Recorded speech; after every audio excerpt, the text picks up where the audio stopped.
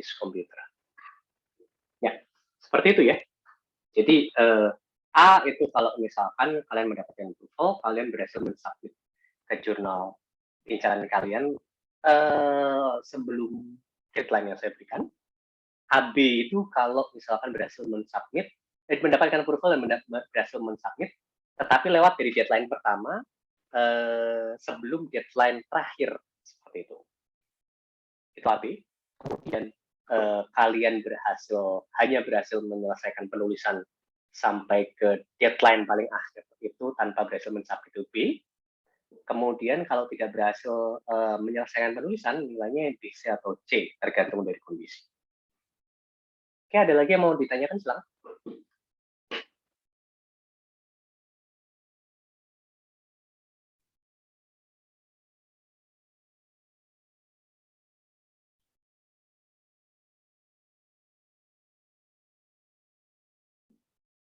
Silakan jika ada pertanyaan.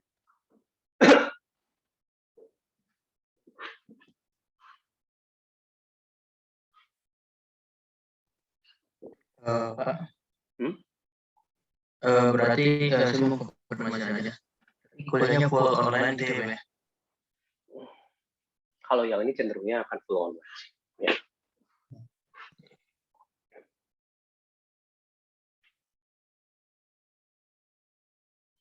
Oke, ada lagi yang bertanya? Kalau tidak ada, saya lanjutkan.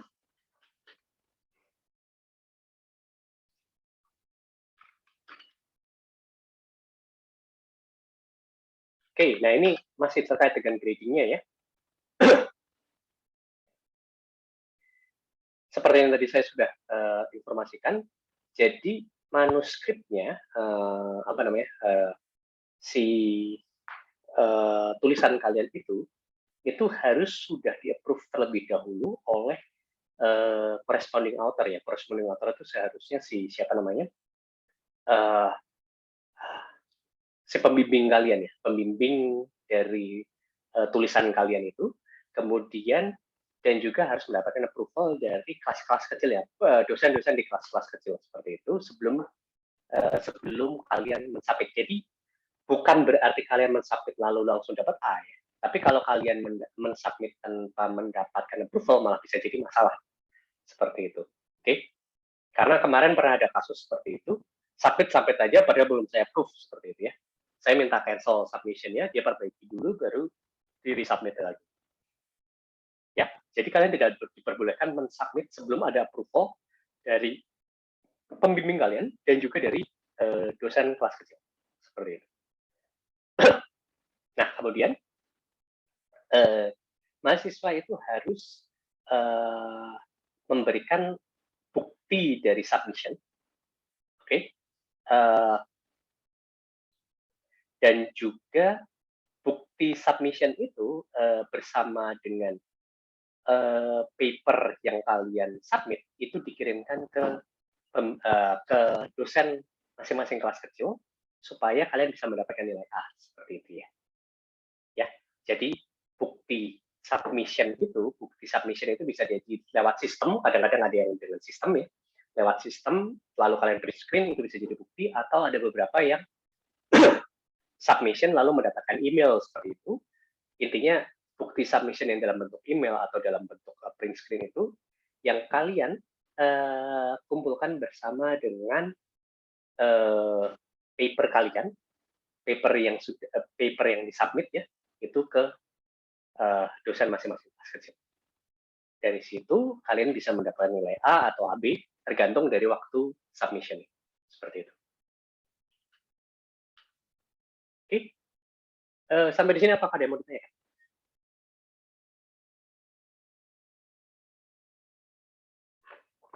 Silakan jika ada yang mau ditanya.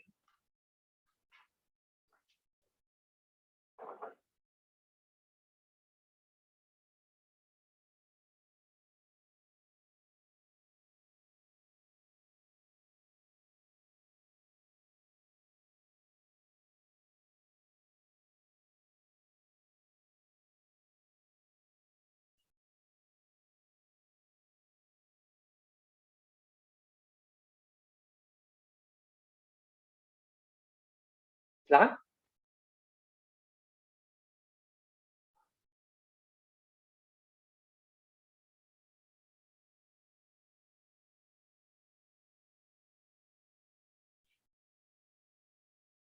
Paham ya, Pak? Hmm? Kalau misalkan papernya bentuknya kayak misalkan review itu boleh nggak sih, Pak? Sebaiknya jangan. Karena memang tujuannya ini supaya kalian eh, bisa menulis terkait dengan artikel ilmiah yang betul-betul artikelnya ilmiah, bukan makalah, bukan review paper ya. Jadi lebih ke arah eh, paper ilmiah dengan baik dan benar. Tujuan utamanya seperti itu. Gitu. Sebaiknya jadi tidak. Jadi kalau misalkan kalian sudah ada topiknya, saya akan minta untuk kalian menuliskan paper yang bukan paper review seperti itu. Bukan yang bukan yang jurnal review seperti itu. Oke. Oke. Oke. Oke, selanjutnya ada lagi yang mau ditanya. Ini buku textbooknya Kate L. Turabian, okay. Manual for Writers of Research Papers, Thesis and Dissertations. Kemudian ada lecture note dari material kuliah ini. Sebenarnya ini lecture notes-nya bisa nanti saya akan berikan di EduNext dan juga di MS Team ya. Ini masih ngikutin yang dari Bu Afri, jadi tidak usah diikutin yang kalau yang ini. Oke. Kemudian nanti kalian akan perlu belajar terkait dengan reference manager, bagaimana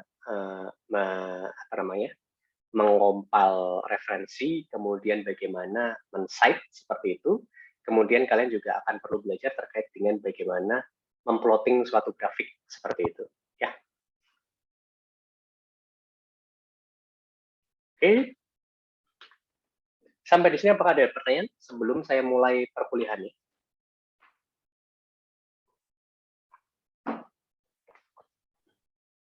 Permisi Pak, mau nanya Pak saya. Ya, silakan. Ini kan berarti tugasnya tuh saya tuh bikin paper berdasarkan tugas akhir S1 saya kan Pak. Nah, cuman waktu itu tuh tugas akhir S1 saya tuh udah pernah dibikin buat paper Pak. Nah, kalau begitu bagaimana Pak? Oh ya, nggak boleh ditulis ulang. Di paper di mana?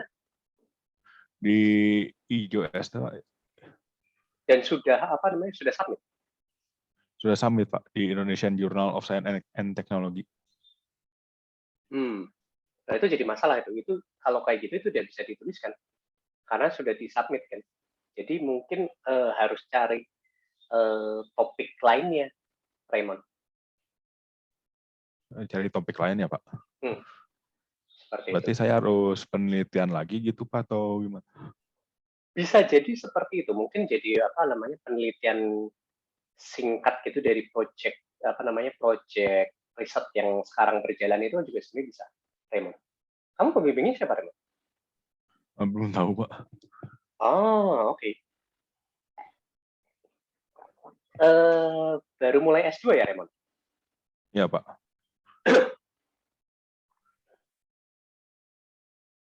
Nah, ini jadi masalah itu. Mungkin terpaksanya kalau misalkan memang tidak ada kalau yang model kayak Raymond gitu, tidak ada materi yang bisa dituliskan, terpaksanya kamu menulis review paper jadinya, Raymond. Oh iya Pak. Ya baik Pak. Atau kalau enggak kamu juga bisa project-project dari kuliah gitu dituliskan kalau misalkan ada. Oh ya baik Pak. Oke. Ada lagi yang mau ditanyakan sekarang?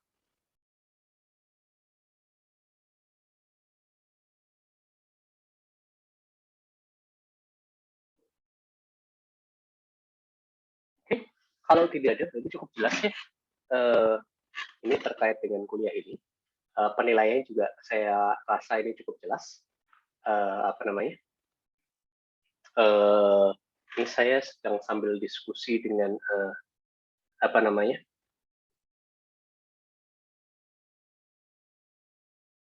dengan Pak Kaprodi S2 ya.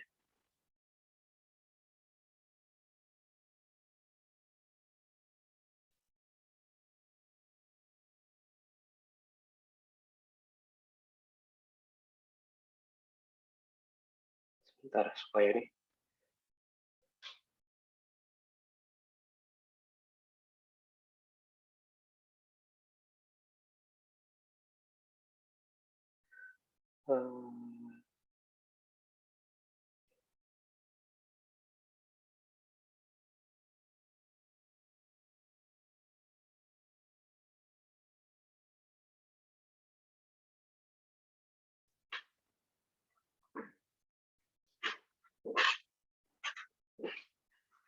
Oke, kita mulai saja ya.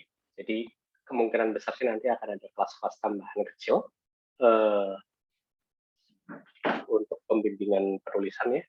Nah, hari ini kita akan membicarakan terkait yang basic-basicnya. Jadi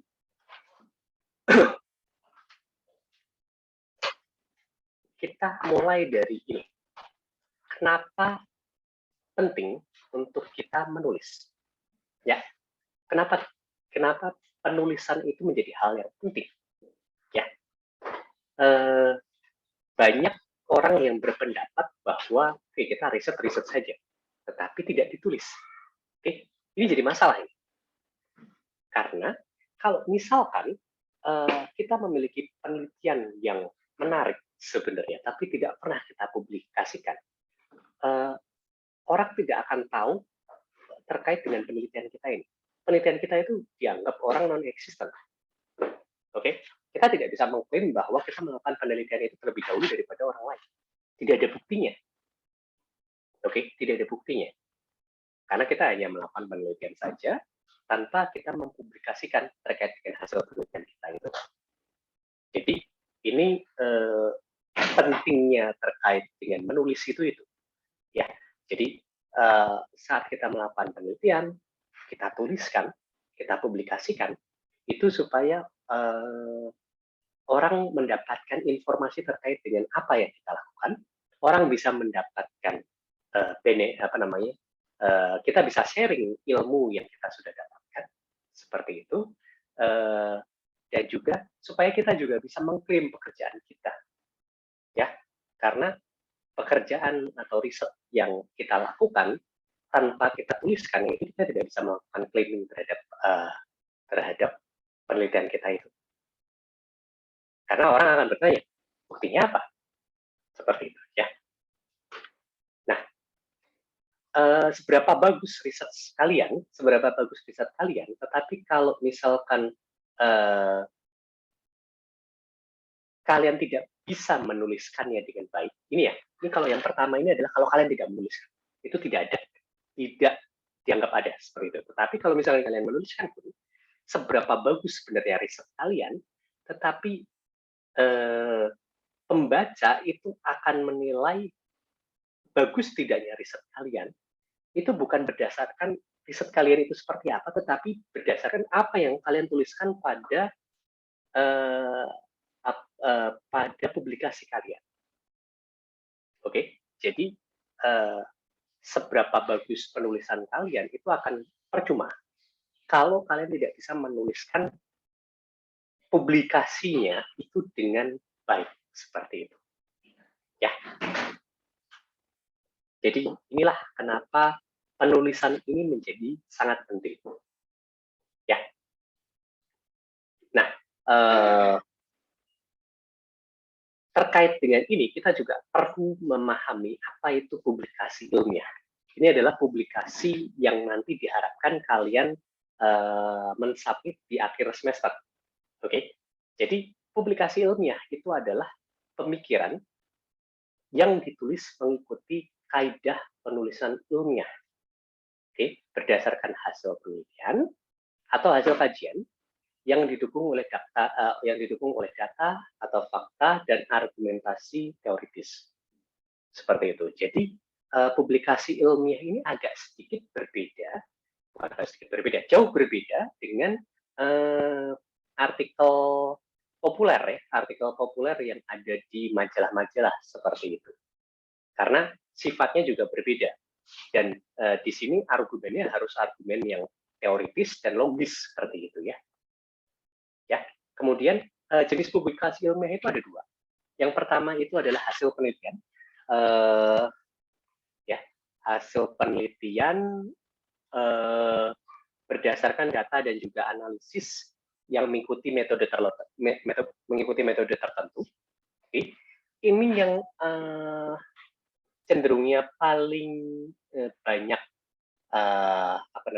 paling banyak dipublish terkait dengan publikasi ilmiah itu yang ini. Oke.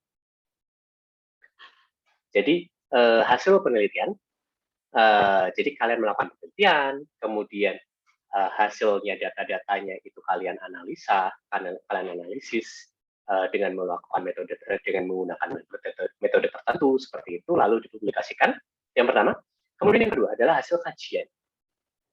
Oke, hasil kajian ini berdasarkan pemeriksaan kritis, kemudian dan juga contoh dan buktinya itu dari hasil kajian yang merupakan fakta, ya.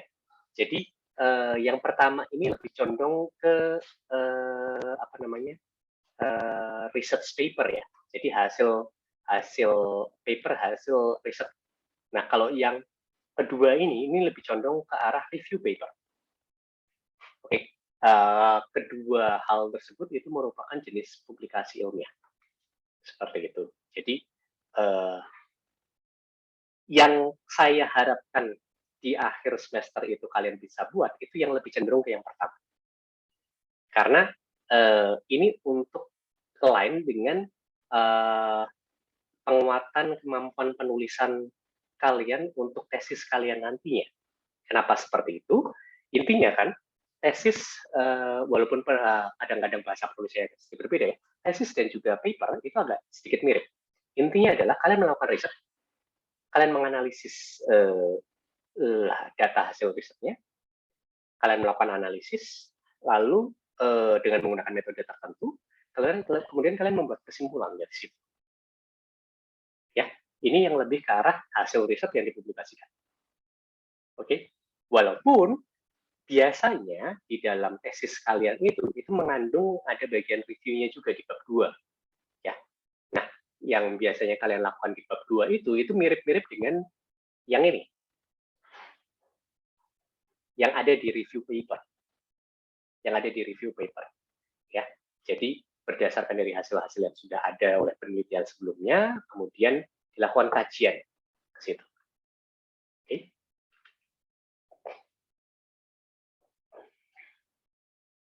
Nah, ini kemudian muncul pertanyaan berikutnya, what is scientific paper ya. Oke.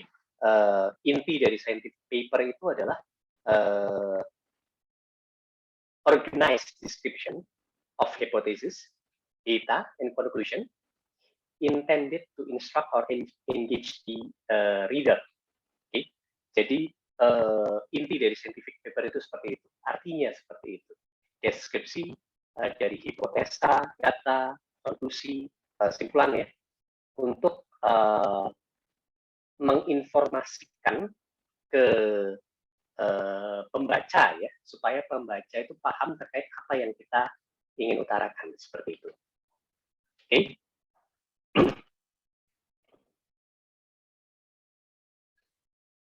Lalu tujuan lainnya juga itu adalah untuk memformulasikan dan juga untuk mengetes hipotesa,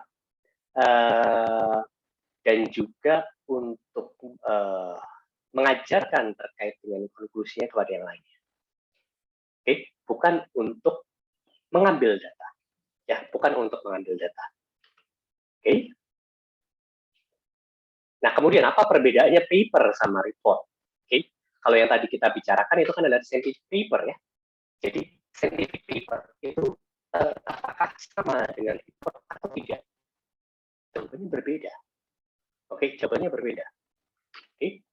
Nah, supaya kita bisa tahu jenis-jenis publikasi yang ada, itu mungkin kita bisa baca di sini. Ini adalah jenis-jenis publikasi ilmiah yang umum ada di dunia. Oke. Yang pertama itu level yang cukup rendah di sini, laporan penelitian. Isinya itu hanya laporan hasil eksperimen, hasil praktikum. Kemudian di dalamnya itu ada data hasil penelitian dan dilakukan analisis di sana. Nah, cuman tidak ada kebaruan di situ. Oke, ini masuknya ke laporan penelitian. Ya, tidak ada kebaruan di sana. Jadi hanya laporan dari eksperimen atau praktikum yang sudah pernah dilakukan sebelumnya, jadi tidak ada kebaruan di situ. Kita hanya melakukan analisis terhadap data yang diperoleh dari eksperimen. Oke, nah artikel ilmiah itu agak sedikit berbeda. Ini contohnya ini di artikel di jurnal ya, contohnya. Nah, isinya itu agak sedikit berbeda dengan laporan penelitian. Oke, isinya adalah gagasan, oke, atau data hasil penelitian dan analisis. Oke, ini isinya lebih pendek, cenderungnya lebih pendek dari laporan atau makalah seperti itu ya. Nah, tetapi di sini ada gagasan baru yang diutarakan. Jadi ada kebaruan dari hal yang kita lakukan. Oke, ada kebaruan dari hal yang kita lakukan. Jadi ada gagasan baru di sana, ada gagasan di sana, kemudian gagasannya itu dilakukan eksperimen, dilakukan analisis, dilakukan simulasi, kemudian data-datanya itu dianalisis, kemudian diberikan kesimpulan seperti itu. Kemudian yang lainnya adalah tinjauan ilmiah. Jadi ini berupa tinjauan ya, berupa makalah. Oke, di sini isinya hanya gagasan saja, gagasan atau ide saja seperti itu. Nah, kemudian yang lainnya, ini mungkin yang kalian paling banyak sering baca di media massa, itu adalah tulisan ilmiah populer. Oke, tulisan ilmiah populer. Itu biasanya ada di artikel-artikel di media massa. Isinya itu adalah terkait dengan pengetahuan, gagasan, pengalaman, tetapi target pembacanya adalah masyarakat umum. Oke, jadi bahasa penulisannya pun agak sedikit berbeda, walaupun terkait dengan ilmiah juga, tetapi ini adalah tulisan ilmiah yang populer, yang biasanya muncul di media massa. Oke, jadi yang dibagi di sana itu lebih ke arah pengetahuan, gagasan juga bisa dibagi di sana, pengalaman bisa dibagi di sana, oke, tetapi cara penulisannya agak sedikit berbeda, target pembacanya itu lebih ke arah masyarakat umum. Sedangkan kalau yang artikelnya, itu target pembacanya, oke, artikel ilmiah dan juga tinjauan ilmiah ya, terutama artikel ilmiah itu target pembacanya lebih spesifik, lebih ke arah orang-orang yang memang bergerak di bidang yang sama, orang-orang yang risetnya di area yang sama seperti itu. Ya. Nah, saat kita menuliskan artikel ilmiah ya, saat kita menuliskan artikel ilmiah itu kita seharusnya mengikuti kaidah penulisan ilmiah.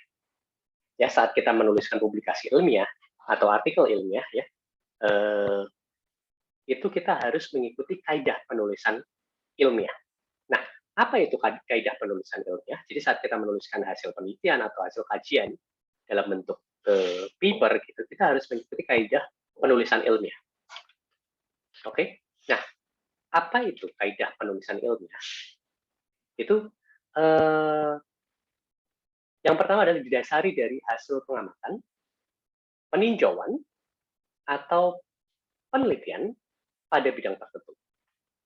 Oke, kemudian dianalisa berdasarkan metode ilmiah. Oke, dianalisa berdasarkan metode ilmiah. Lalu mengikuti sistematika penulisan ilmiah. Dan yang terakhir itu bisa dipertanggungjawabkan dan kebenarannya dapat diuji. Itu adalah kaidah penulisan ilmiah. Ya, jadi saat kita menuliskan artikel ilmiah, saat kita menuliskan makalah ilmiah, ya, hasil penelitian, saat kita menuliskan hasil penelitian kita atau hasil kajian kita, itu tidak bisa sembarangan. Oke, itu harus mengikuti kaidah penulisan ilmiah. Oke, ada tata caranya. Jadi tidak bisa sembarangan. Seperti kalian menuliskan artikel populer, seperti itu ya. Jadi Ingat, di sini didasari hasil pengamatan, peninjauan, atau penelitian dalam bidang tertentu, dianalisis berdasarkan metode ilmiah, mengikuti sistematika penulisan ilmiah, bisa dipertanggungjawabkan dan kebenarannya dapat diuji. Seperti itu. Oke. Nah, ini kalau kita membicarakan kaidah penulisan ilmiah, ya, itu kita mengikuti APIK. Ya. Yang pertama, A-nya itu adalah asli, karya sendiri. Kita tidak melakukan plagiat dari tulisan orang lain. Plagiat itu sebenarnya levelnya kayak kriminal, ya, kalau misalkan di urusannya dengan penulisan ilmiah. Ya, jadi yang pertama adalah asli, karya sendiri itu yang paling penting. Kemudian yang kedua, P-nya. P-nya adalah perlu. Intinya adalah itu harus bermanfaat. Sebisa mungkin bermanfaat. Ngapain kita tulis kalau itu tidak bermanfaat bagi orang? Oke. Yang ketiga, I, ilmiah. Mengikuti metode ilmiah. Oke. Dan yang terakhir, K, konsisten. Oke. Saat kita menulis artikel ilmiah atau makalah ilmiah, baik itu hasil penelitian atau hasil kajian, ya, kita harus memperlihatkan konsistensi pemikiran yang utuh. Oke, sesuai dengan bidang penyusunnya. Jadi saat kalian menuliskan itu dari awal sampai akhir itu sudah jelas apa tujuannya seperti apa, kemudian konsistensinya terlihat. Jadi tidak, mungkin kalau bahasa Jawanya itu mencela-mencele seperti itu. Artinya di awal kalian menyatakan A, misalkan, di akhir kalian menyatakan B, di tengah kalian menyatakan B, di akhir kesimpulannya kalian menyatakan C. Itu tidak konsisten. Oke? Biarkanlah yang model-model seperti itu dilakukan oleh politisi. Yang urusannya dengan penulisan ilmiah itu harus konsisten. Jadi saat kalian menuliskan terkait dengan penulisan ilmiah itu sudah harus dipikirkan dari awal. Dari awal sampai akhir itu flow-nya akan seperti apa, dibuat untuk konsisten. Seperti itu. Ya. Sampai di sini dulu terkait dengan kaidah penulisan ilmiah, ya. Apakah ada yang ingin ditanyakan terlebih dahulu sebelum saya menjelaskan terkait dengan metode ilmiah?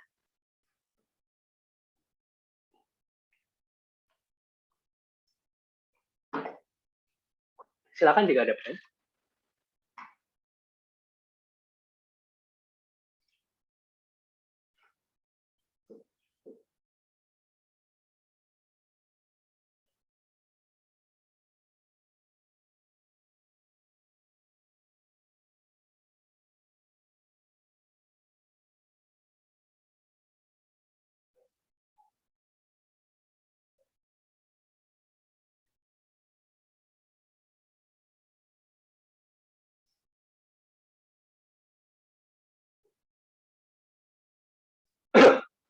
Pak ingin bertanya, Pak.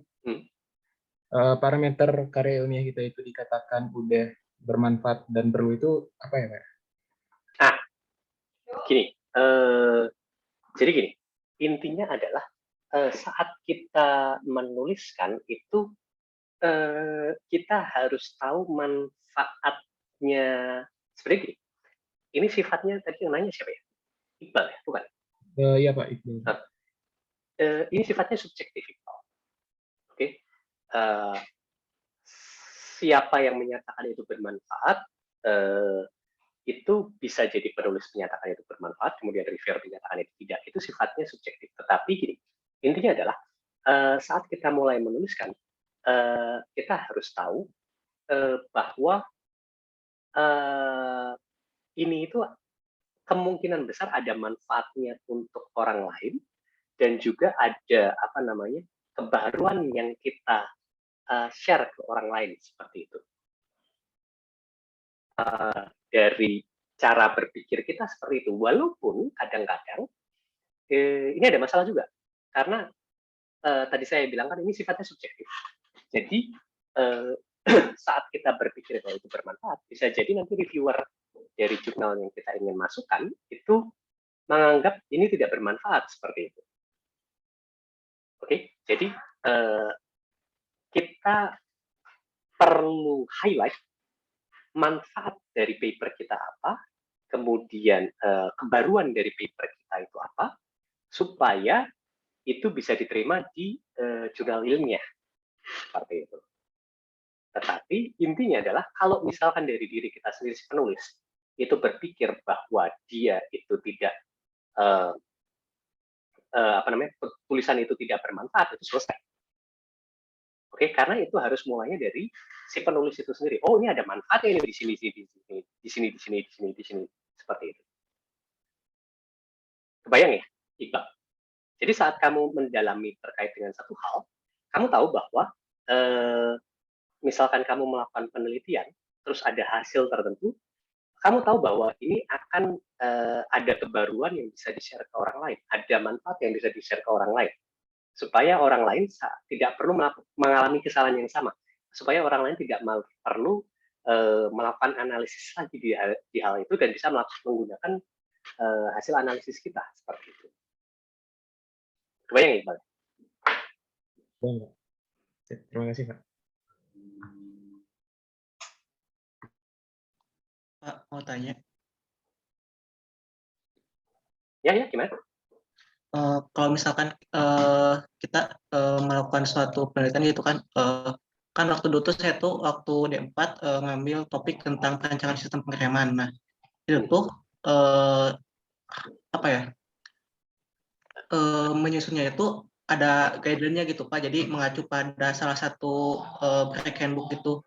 Nah, apakah itu apakah ada pembaruan atau tidak gitu Pak. Terus kan kalau misalkan secara kemanfaatan kan itu waktu itu tuh saya tuh berdasarkan permintaan di tempat magang saya di PT Pindad pada waktu itu tuh mau apa ya, sedang merencanakan untuk merancang suatu kendaraan elektrik tipe minibus gitu. Nah, apakah itu istilahnya bermanfaat untuk luas atau gimana ya Pak? Mungkin kurang lebih seperti itu gitu. Kendaraan elektrik, jadi gimana? Ini penulis saya terkait dengan risetnya terkait dengan kendaraan elektrik di Pindad ya, gitu ya? Riset saya tuh lebih ke sistem pengeremannya aja gitu Pak, untuk satu sistem pengereman itu. Nah, itu saat kamu menyatakan itu bermanfaat atau tidak, itu mungkin kamu perlu melakukan yang namanya studi literatur terlebih dahulu. Apakah sudah pernah dilakukan oleh orang lain? Di sana itu yang sudah pernah dibahas di area tersebut apa saja? Apakah kita ternyata melakukan pengulangan dari yang orang lain sudah lakukan atau tidak? Adakah kebaruan dari yang kita lakukan dibandingkan dengan yang orang lain sudah lakukan? Karena benefit itu cenderungnya akan muncul dari kebaruan itu. Kalau ada sesuatu yang baru dari yang kita lakukan dibandingkan dengan yang sudah orang lain lakukan, itu bisa jadi kita bisa memberikan informasi tambahan kan ke orang lain.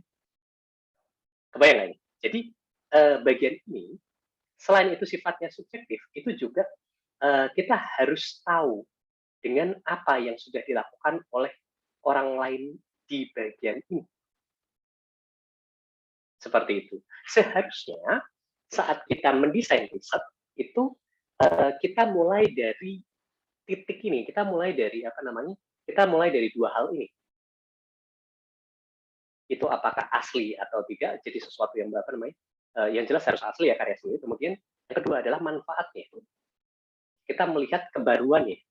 Itu harusnya saat kita mulai melakukan riset, kita mulainya dari situ. Karena kalau sudah dilakukan oleh orang lain, ngapain kita melakukan riset di situ? Seperti itu. Oke. Nah, oleh karena itu dalam penulisannya pun itu manfaat itu perlu di-highlight. Keperluan itu perlu di-highlight seperti itu. Kebayang ya? Ya Pak, kebayang Pak. Jadi jawabannya tidak hitam putih ini di sini. Jadi kayak kamu harus melihat juga apa yang sudah dilakukan orang di area tersebut. Ada hal yang bisa di-highlight tidak dengan dari yang sudah kamu lakukan itu dibandingkan dengan yang sudah orang lain lakukan. Seperti itu. Oke. Oh, baik Pak. Terima kasih Pak.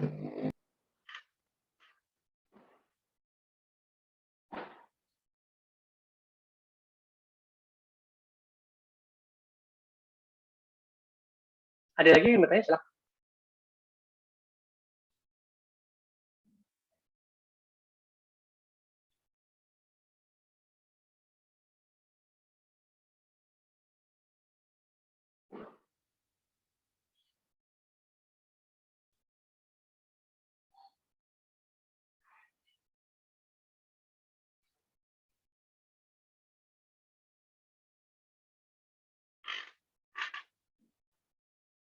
Tidak ada lagi? Oke, kita lanjutkan kalau gitu ya. Nah, dalam kaidah penulisan ilmiah itu yang I-nya itu kan ilmiah ya, mengikuti metode ilmiah. Nah, apa itu metode ilmiah? Ini juga penting. Oke. Nah, saat kita menyatakan bahwa ini harus sesuai dengan metode ilmiah, kita harus tahu metode ilmiah itu apa. Oke. Jadi intinya adalah saat kita ingin memperoleh kebenaran ilmiah, itu ada tata caranya. Dan harus rasional, harus logis, dan juga teruji. Oke, jadi harus logis, rasional, dan juga teruji. Intinya di sana. Tetapi kita bisa jabarkan lagi, misalkan dalam penulisan kita itu saat kita menyatakan, saat kita ingin mengikuti metode ilmiah, itu di sisi latar belakangnya. Oke, di sisi latar belakangnya, mengapa kita melakukan itu? Lalu masalahnya, perumusan masalahnya seperti apa? Lalu kemudian perumusan hipotesis kita. Jadi setelah kita merumuskan masalahnya, kita harus punya hipotesis. Hipotesis itu semacam apa yang ingin kita lakukan untuk menyelesaikan masalah itu, berdasarkan perkiraan kita ya. Jadi perumusan hipotesis. Oke, kemudian ada verifikasi data untuk membuktikan hipotesis. Jadi kayak dilakukan eksperimen kah, dilakukan analisis, kayak dilakukan simulasi ya, untuk memverifikasi hipotesis kita. Kemudian dilakukan dari situ ya, kita melakukan verifikasi data, kemudian dilakukan analisis untuk benar-benar membuktikan menunjukkan bahwa terbukti, hipotesis kita terbukti bahwa hipotesis kita bisa menyelesaikan permasalahan yang ada. Dari situ kemudian baru menarik kesimpulan. Nah, mungkin di sini agak membingungkan, tetapi ini kita langsung ke contoh saja. Misalkan saya ingin menggunakan metode ilmiah untuk menganalisis masalah pembelajaran. Nah, ini mulai dari latar belakang dulu. Ya, latar belakangnya itu adalah hasil pembelajaran ditentukan oleh model pembelajaran. Lalu ada masalah di sana. Oke, masalah yang kita hadapi sehari-hari, misalkan ya, rendahnya hasil pembelajaran karena model pembelajaran A tidak efektif. Oke, model pembelajaran A tidak efektif. Lalu, kemudian dilakukan hipotesis di situ. Oke, jika memakai model pembelajaran B, oke, maka hasil pembelajaran akan meningkat. Itu hipotesis. Jadi kayak saat kita sudah ada masalah, kita coba menganalisis di dalam diri kita sendiri, kita perkirakan, kelihatannya kalau misalkan pakai ini, metode yang ini, berdasarkan logika kita, itu hasilnya akan lebih oke, seperti itu. Nah, tetapi hipotesis saja tidak cukup. Ya, hipotesis saja tidak cukup. Kita harus memverifikasi datanya. Kita harus melakukan pengujian, kita harus melakukan simulasi, kita harus melakukan analisis, kita harus melakukan pengujian atau simulasi untuk memverifikasi, untuk mendapatkan data untuk memverifikasi. Ya. Jadi verifikasi data di sini itu adalah untuk memperoleh data supaya bisa kita analisis untuk membuktikan bahwa hipotesis kita betul. Ya, verifikasi data itu bisa dalam bentuk eksperimental, bisa dalam bentuk pengumpulan data, dan kawan-kawan seperti itu ya. Nah, verifikasi data itu intinya adalah untuk membuktikan bahwa keberhasilan model pembelajaran B itu bisa dibuktikan dengan data hasil penelitian. Nah, dari data verifikasi tadi itu kemudian dianalisis. Oke, kemudian kita analisis. Oke, analisis untuk benar-benar membuktikan bahwa pembelajaran B itu berhasil. Dan juga kita untuk menganalisis kenapa kok model pembelajaran B bisa berhasil, lebih berhasil daripada model pembelajaran A, seperti itu. Lalu setelah itu baru kita tarik kesimpulan. Oke, model pembelajaran B berhasil meningkatkan hasil pembelajaran lebih efektif dari model pembelajaran A. Seperti itu.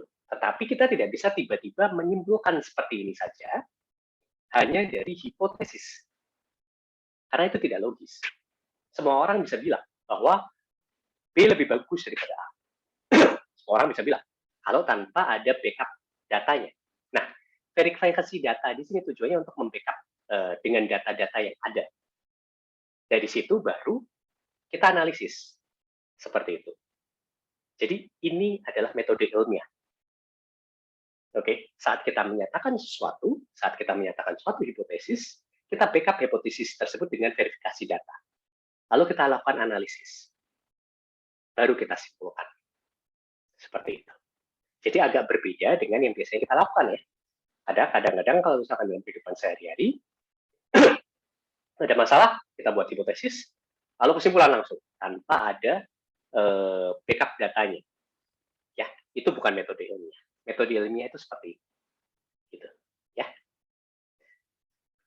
Sampai di sini, apakah ada pertanyaan?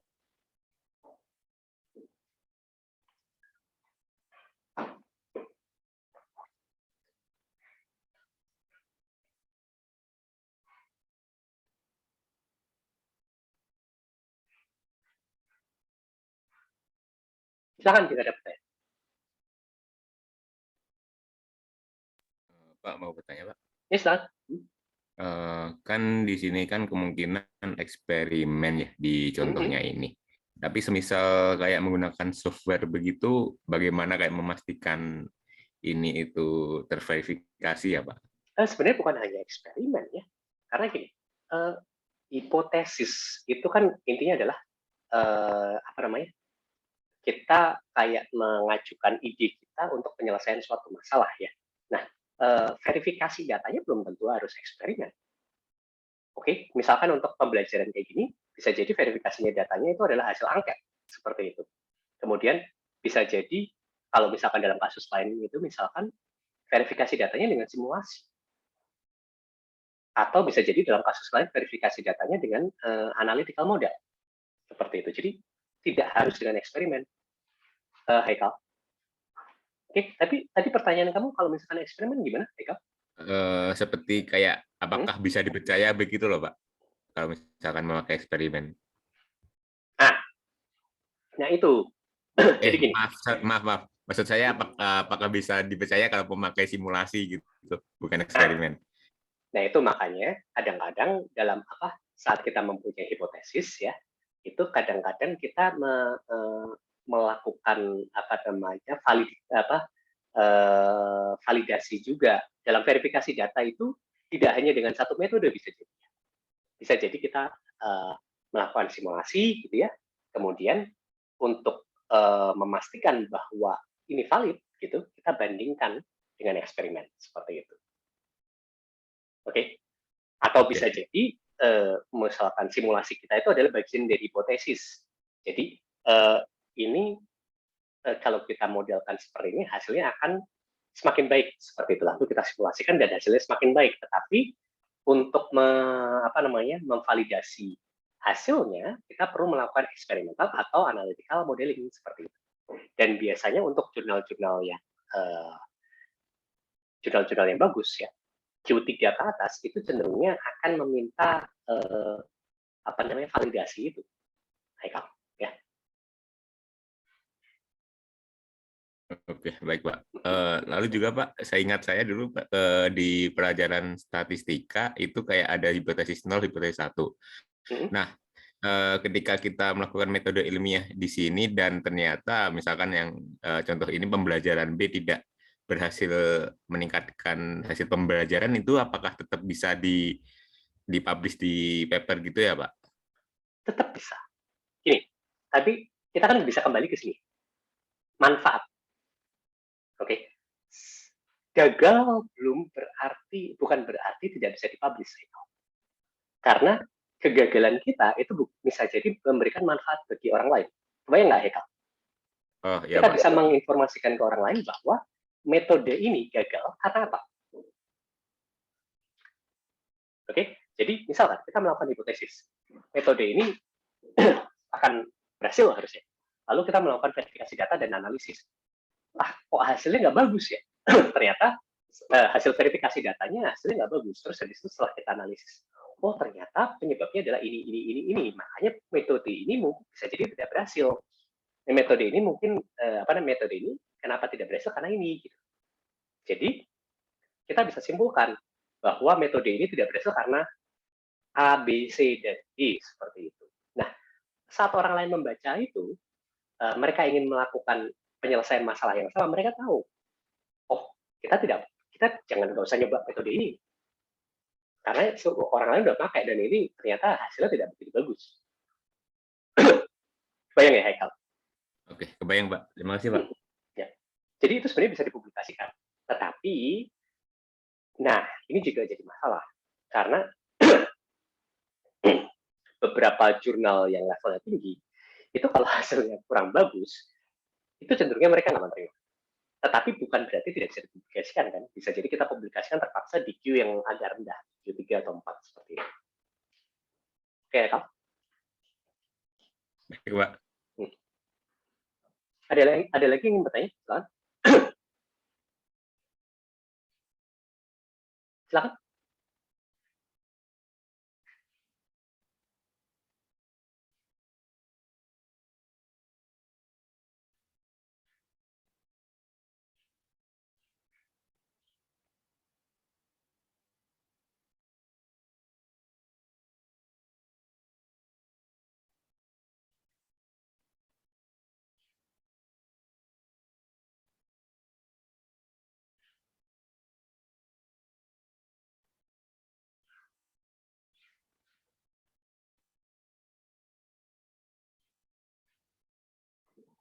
Silakan, apakah ada lagi yang ingin bertanya?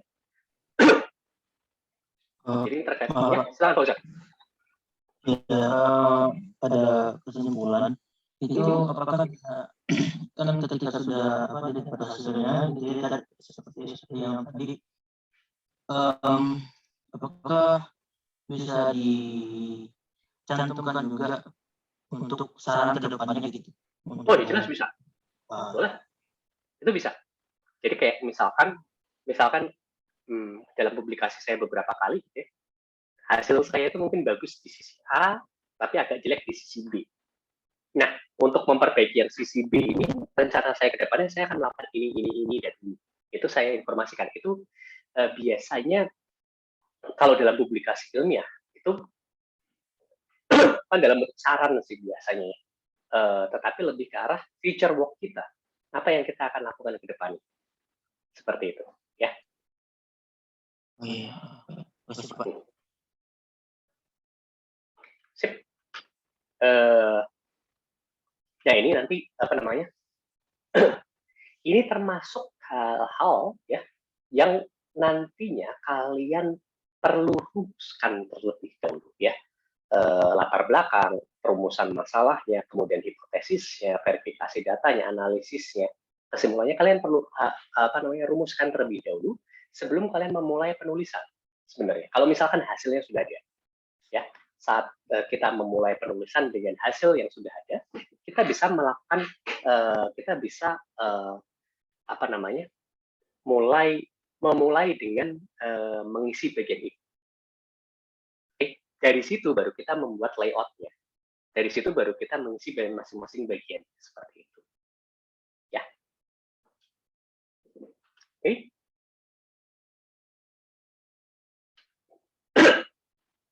Sampai di sini apakah dipahami?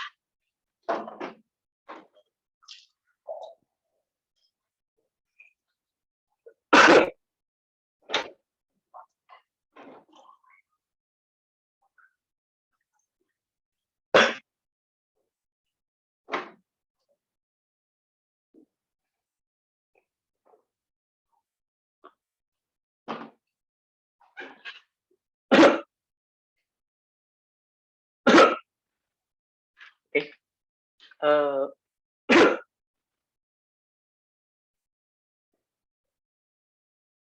ini kelihatannya harusnya kita lakukan diskusi grup ya terkait dengan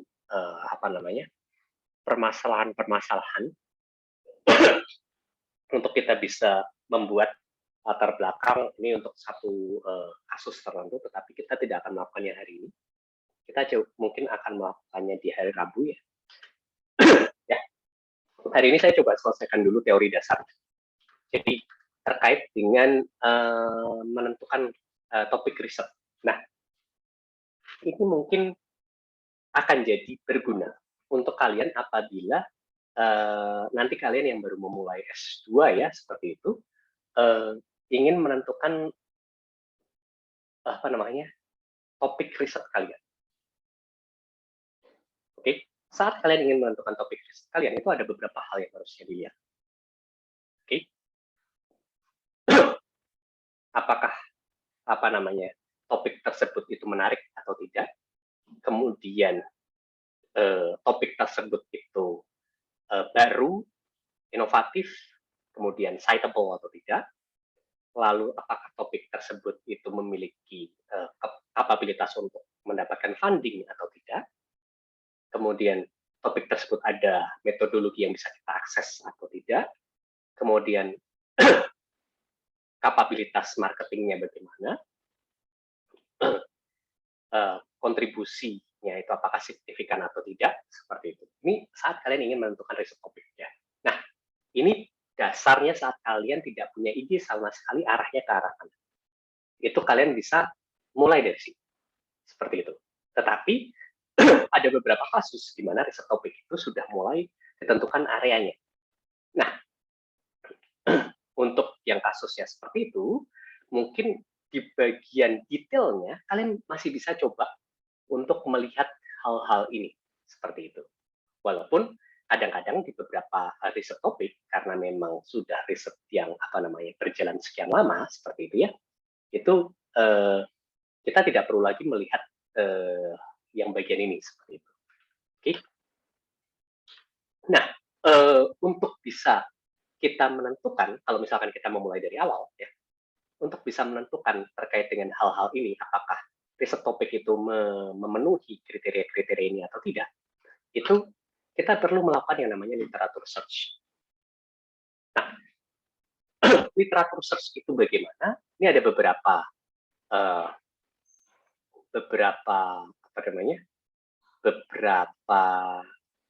sumber terkait dengan literatur search ini yang kalian coba bisa baca ya. Tapi intinya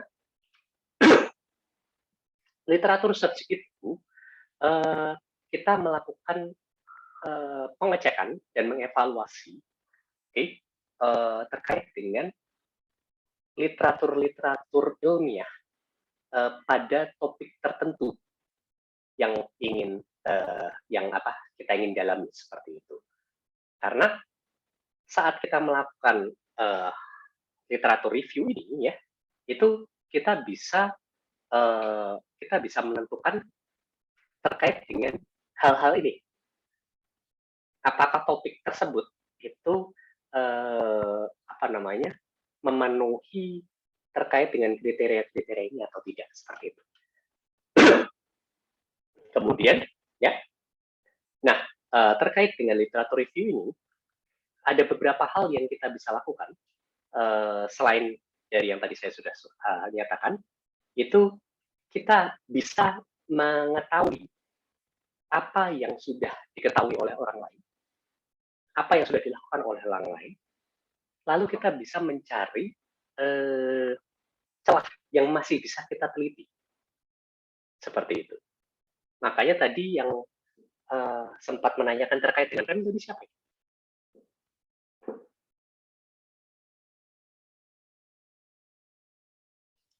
Halo, yang tadi dengan Pindad dan juga risetnya terkait dengan rem tadi siapa? Saya Pak. Siapa ini? Noval. Oh, Noval, oke, Noval. Makanya tadi saya bilang literatur review ya, Noval. Karena sebenarnya untuk mengetahui apakah itu berguna atau tidak, itu kan kita harus tahu apakah sudah pernah dilakukan oleh orang lain atau tidak, dan sudah pernah dipublikasikan oleh orang lain atau tidak. Seperti itu. Kalau misalkan kamu bisa mengetahui apakah topik tersebut itu belum pernah dilakukan oleh orang lain, jadi ada gap di sana, karena belum pernah dilakukan oleh orang lain, kamu bisa melakukan riset di situ. Tapi kalau untuk kasus kamu kan agak kebalik ya. Jadi riset sudah dilakukan, tetapi kita tidak tahu apakah sudah ada orang lain yang melakukan atau tidak. Itu juga bisa dilakukan literatur review seperti itu. Itu ya Novel. Ya Pak, baik Pak. Berarti saya mungkin mencari ini dulu ya Pak, supaya tidak tidak bentrok gitu. Baik Pak, terima kasih. Betul. Jadi kalau yang literatur review yang saya nyatakan sekarang, yang saya informasikan sekarang ini, apabila kalian memulai riset, nanti misalkan di S2 ini topik riset kalian sudah tertentu misalkan, lalu kalian ingin mencari gap di topik tersebut, gitu ya. Ini caranya seperti itu. Jadi kalian lakukan literatur review, cari tahu apa yang sudah dikerjakan oleh orang lain, coba cari tahu gap yang belum pernah dilakukan riset, belum pernah diriset oleh orang lain itu bagaimana. Kalian bisa melakukan riset di sana. Kemudian selain itu literatur review itu juga perlu untuk mendapatkan teori-teori yang penting, kemudian mengidentifikasi juga metodologi-metodologi yang berguna untuk riset kalian. Selain itu, literatur review itu juga bisa kalian gunakan untuk membentuk riset question dari riset kalian. Seperti itu. Ya, itu pentingnya literatur review. Ya. Nah, biasanya saat kita menyatakan literatur review, kalau kita membicarakan artikel ilmiah, kalian ingin menuliskan artikel ilmiah, kalian ingin melakukan riset, ya, kemudian tujuan akhirnya adalah menuliskan artikel ilmiah, literatur reviewnya itu cenderungnya, literatur yang dimasukkan di sini itu cenderungnya merefer ke publikasi-publikasi ilmiah juga, ya, bisa review paper, bisa research paper seperti itu. Oke, nah ini bisa dilihat ya, sumber-sumber dari literatur review itu yang paling umum itu adalah peer review journal articles. Itu bisa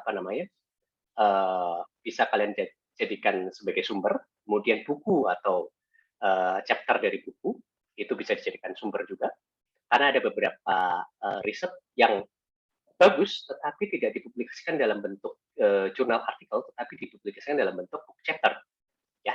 Jadi ini juga bisa jadi sumber. Kemudian ada conference paper dan juga government report. Itu juga kadang-kadang bisa berguna untuk penelitian kalian. Jadi dalam literatur review kadang-kadang kita masuk ke situ, conference paper, government report. Sebagai contoh ya, yang dilakukan oleh Rifki sekarang ini itu menganalisis terkait dengan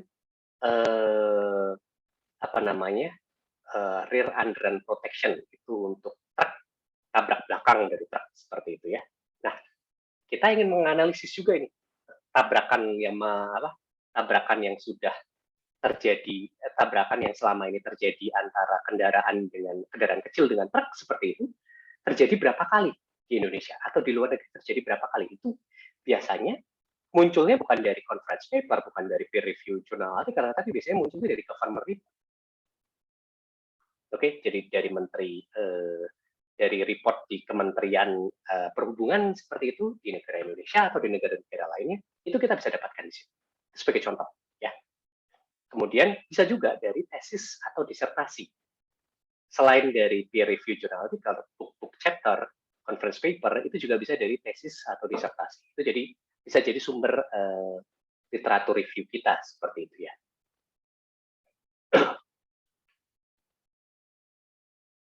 Nah, saat kita melakukan literatur review, ya, saat kita melakukan literatur search, itu bagian dari literatur review itu adalah literature search, oke? Jadi kalian mereview literatur, tetapi kalian harus melakukan searching juga terhadap literatur tersebut. Nah, bagian pertama dari literatur review adalah literatur search itu, mencari. Mencari literatur dan juga mendokumentasikan hasil pencarian. Ini sebagai contoh yang bagus yang dilakukan oleh Bu Afri. Itu urutannya itu adalah kita harus tahu keywords-nya apa. Topik kita apa? Ya itu jadi keywords. Seperti itu. Belum tentu topik kita itu jadi keywords ya. Bisa jadi ada beberapa hal lainnya yang bisa jadi penting untuk menjadi keywords yang berhubungan dengan topik kita. Kemudian penulis-penulis yang banyak melakukan research di topik yang kita ingin cari siapa saja. Kita pengen tahu. Kemudian kita coba lihat dari sitasi-sitasi yang kita dari jurnal-jurnal, dari paper-paper yang kita baca. Itu juga bisa jadi sumber literatur search kita. Kemudian setelah itu juga kita bisa dari semua literatur review kita itu bisa kita masukkan ke dalam database kita di dalam reference manager. Reference manager itu semacam software yang membantu kita dalam melakukan citasi, membuat database juga, database paper-paper yang kita baca, lalu melakukan citasi. Ya, jadi ini akan memudahkan kita dalam penulisan. Ini adalah hal-hal yang penting terkait dengan literatur search dan juga documenting your research, your searches. Nah, ini sebagai contoh. Ini risetnya Bu Afri ya, karena ini adalah PPT-nya Bu Afri karena dibuat sama untuk semua kelas. Itu misalkan kita membaca satu paper, paper ini menarik. Topiknya sesuai dengan topik yang kita ingin melakukan penelitian. Nah, tetapi seperti yang tadi saya sudah ungkapkan, kita ingin mencari tahu lubangnya, kita ingin mencari tahu gap-nya yang bisa kita teliti itu di bagian mana.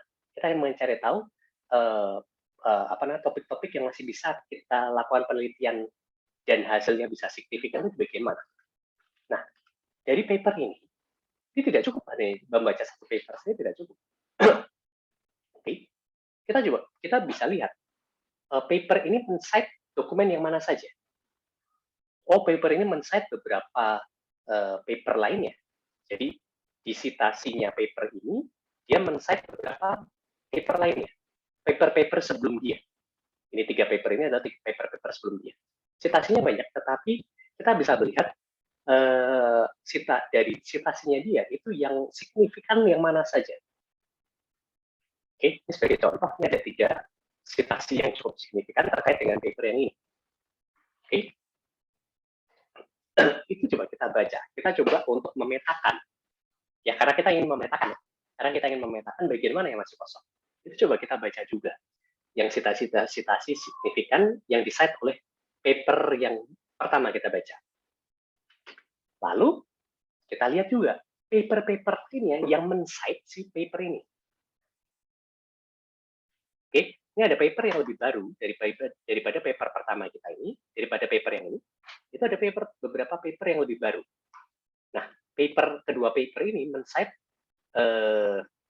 si paper yang pertama kali kita baca. Ini juga kita coba lihat. Ini berarti penelitiannya lebih baru daripada yang pertama kali kita baca. Sedangkan yang 3 ini penelitiannya lebih lama. Tetapi itu akan penting untuk kita untuk bisa memetakan apa yang ada, apa yang sudah dilakukan, apa yang belum dilakukan, seperti itu. Kemudian dari sini, dari sini paper yang lebih baru tadi di-cite juga di paper-paper yang paling baru, seperti itu. Normal kalau misalkan paper-paper yang masih baru itu citasinya tidak terlalu banyak karena memang citasi itu biasanya berhubungan dengan waktu, seperti itu. Nah, paper-paper yang paling baru ini kita coba baca juga supaya kita tahu hal-hal terakhir yang sudah dilakukan terkait dengan ini apa saja. Sama juga dengan ini di-cite oleh paper yang di-cite oleh paper yang lebih baru lagi. Seperti itu kita bisa tahu area-area yang sudah diteliti itu seperti ini, mappingnya seperti ini. Kita masih bisa melakukan penelitian di mana ya? Kita bisa lihat area ini. Seperti itu. Ya.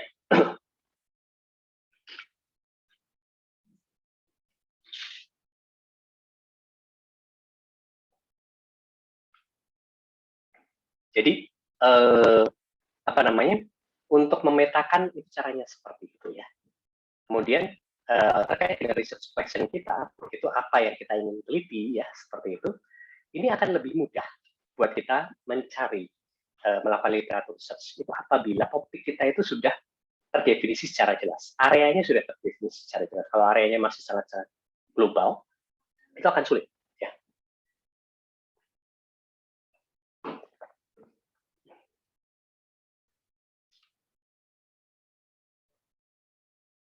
Oke, dari paper-paper yang sudah kita tadi petakan, kita kemudian bisa melihat apa namanya, area-area yang masih bisa kita teliti, yang bisa menjadi research question kita.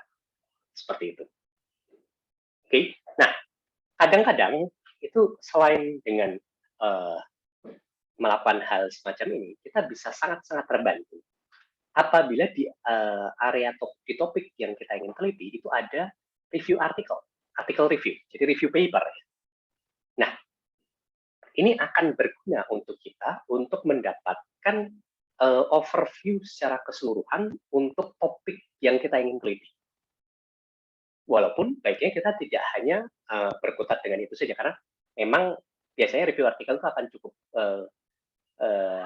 cukup membahas hampir semuanya ya, terutama yang riset-riset besar di area kita seperti itu. Jadi ini secara garis besar sih akan memberikan gambaran kita terkait dengan area-area kosongnya di mana. Walaupun kemudian kita masih tetap perlu untuk melakukan ini, pemetaan lebih detail seperti itu untuk mendapatkan untuk memastikan bahwa area yang kita ingin teliti itu benar-benar kosong seperti itu. Ya, lalu kalian buat research question seperti itu. Nah, ini ada beberapa link yang mungkin kalian bisa gunakan untuk melakukan literatur research seperti itu ya. Oke, untuk hari ini, sampai hari ini, topik yang akan saya bicarakan cuma sampai di sini saja dulu. Oke, di hari Rabu nanti saya akan lanjutkan dengan latihan untuk membahas terkait dengan ini ya, metode ilmiah, jadi supaya kalian paham lah, nanti akan dibuat grup-grup kecil.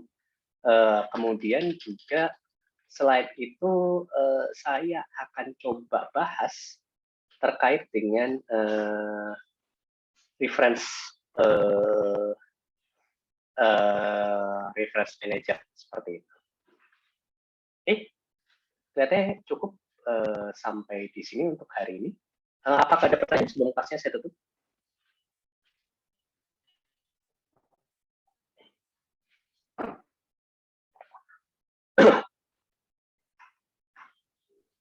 Kalau tidak ada, mungkin kelas kita hari ini cukup sampai di sini.